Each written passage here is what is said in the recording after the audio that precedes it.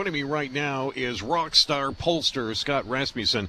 And Scott, welcome back to Houston's Morning News. How are you? I'm doing great this morning. How are you? I'm doing great. All right, let me start, since we're live from the Johnson Space Center this morning here in Houston with the landing of Atlantis.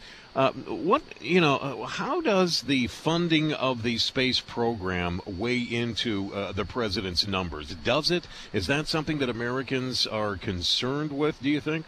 It's certainly not a major factor. 50% of Americans do believe that the space shuttle program has been worth the cost to taxpayers.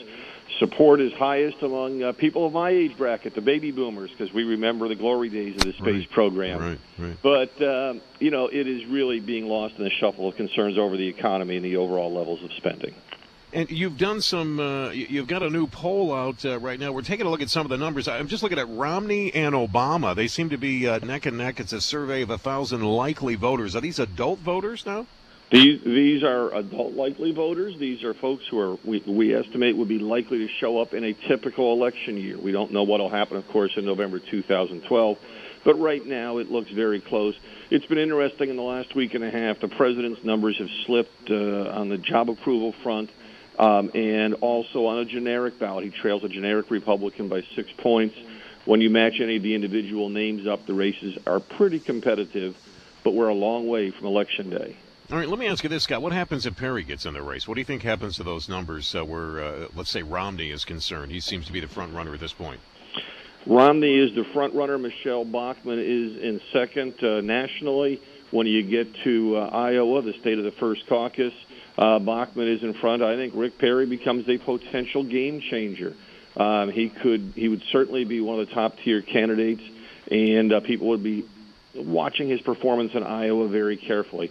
Now, the issue with Rick Perry right now is there's a lot of good teams in baseball that look really good on paper and look really good in spring training, and then they fall flat in their face when they get into the real season. We don't know if Rick Perry is going to do that, or if he will be a rock star on the campaign trail. And ultimately, that's what matters. He has a good start. He will be he will have a big platform. He'll be well listened to. What he does with that opportunity, we'll wait and see. Scott, I'm going to hold you over here, and when we come back, you've done some really interesting polling concerning mandatory drug testing for welfare recipients. I love this question, and I love the responses as well. I know what you have found out. Let's hang on to it. We'll come back, and we'll have Scott Rasmussen run this down. Should there be mandatory drug testing for welfare recipients? Scott, let me ask you this. This is very, very interesting, your questions on welfare recipients and drug testing. 53%.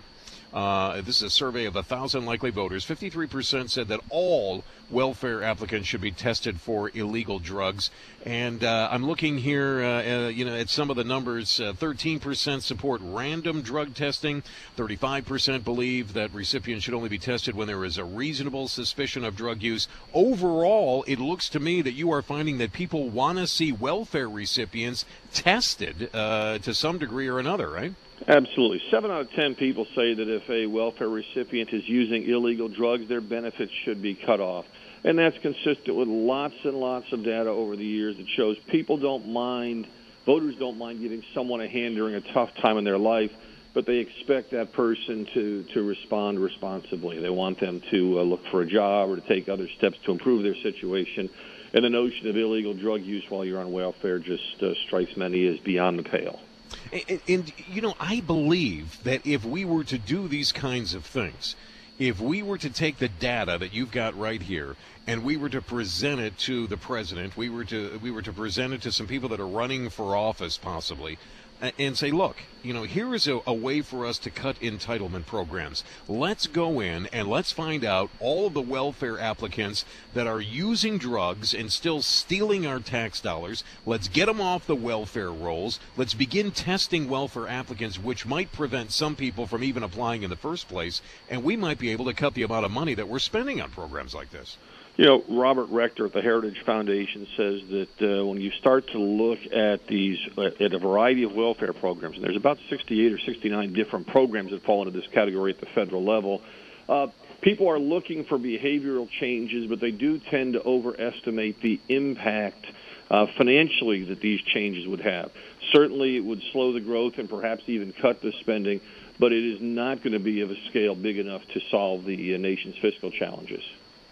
But I do believe, though, Scott, that we've got to take a look at things like this. We've got to take a look at entitlement programs, and we got to begin weeding out the bad apples. And most people would agree with you. I didn't mean to diminish that at all. I want to put a sense of scale around it.